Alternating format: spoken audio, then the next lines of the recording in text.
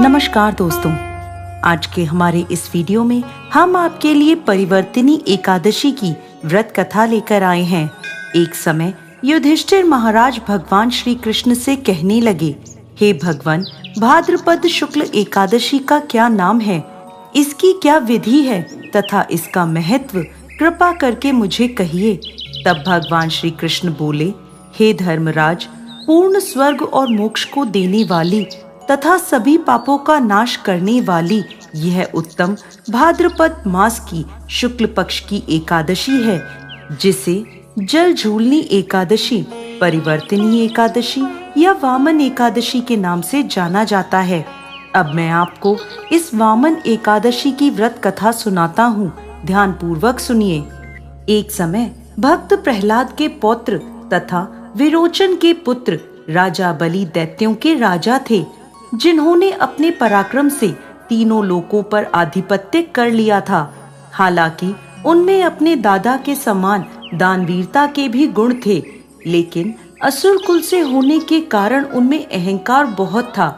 उन्होंने अपने गुरु शंकराचार्य की सहायता से 100 यज्ञों का आयोजन करवाया, जिसके पूर्ण होते ही वह सदा के लिए देवराज इंद्र के आसन पर विराजमान हो जाते। जब उन्होंने 99 यज्ञ पूर्ण कर लिए, तब देवराज इंद्र सभी देवताओं के साथ भगवान विष्णु के पास सहायता मांगने उनके धाम वैकुंठ पहुंच गए। वहां जाकर देवराज इंद्र ने भगवान श्री हरि को सारी समस्या बता दी और कहने लगे कि यदि बलि ने 100वां यज्ञ पूर्ण कर लिया तो उसका अंत करना असंभव हो जाएगा।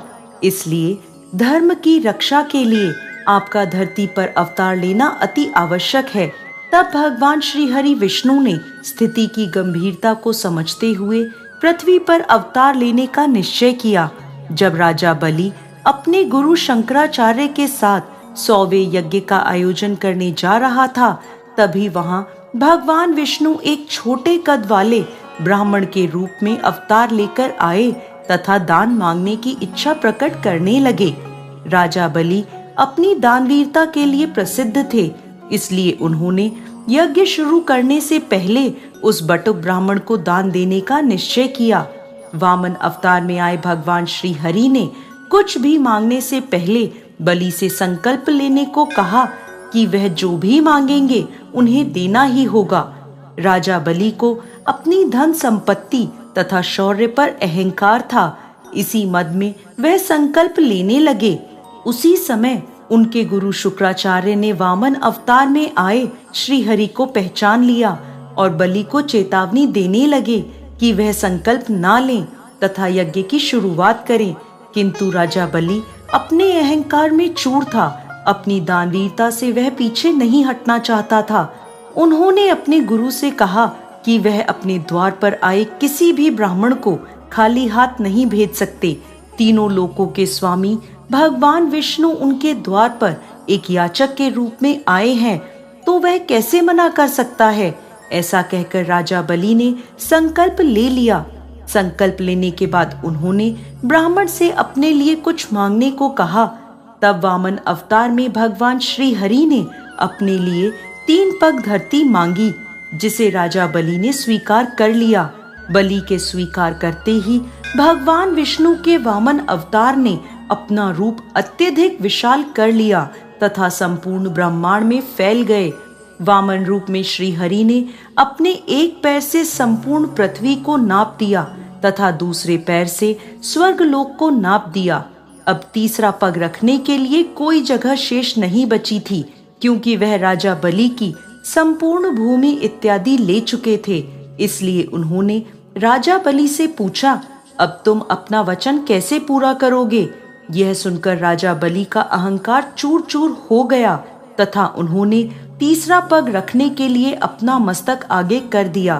तब वामन रूप में भगवान ने अपना तीसरा पग राजा बलि के सिर पर रखकर उसका अभिमान भंग कर दिया और यह सिद्ध किया कि उनके समान कोई भी बड़ा नहीं है। इसके साथ ही वामन अवतार में श्री हरि राजा बलि से बहुत प्रसन्न हुए तथा उन्होंने भविष्य में उन्हें इंद्रलोक प्रदान करने का वरदान दिया। इसके बाद उन्होंने राजा बलि को पाताल लोक भेज दिया तथा स्वर्ग का शासन इंद्रदेव को सौंपकर भगवान श्री हरि में समा गए। भगवान श्री कृष्ण आगे कहते हैं, हे राजन, इस एकादशी को भगवान श्री हरि शयन करते हुए करवट लेते हैं, इसलिए तीनों लोकों के स्वामी भगवान विष्णु का उस दिन पूजन करना चाहिए। इस दिन तांबा, चांदी, चावल और दही का दान करना उचित है। रात्रि में जागरण अवश्य करना चाहिए। जो विधि पूर्वक इस एकादशी का व्रत करते हैं वह सभी पापों से मुक्त होकर स्वर्ग में जाकर चंद्रमा के समान प्रकाशित होते हैं और यश पाते हैं। जो इस पापनाशक कथा को पढ़ते या सुनते हैं उन्हें हजारों अश्वमेघ यज्ञों का फल प्राप्त होने के साथ वैकुंठ की प्राप्ति भी होती है। जय श्री हरि विष्णु।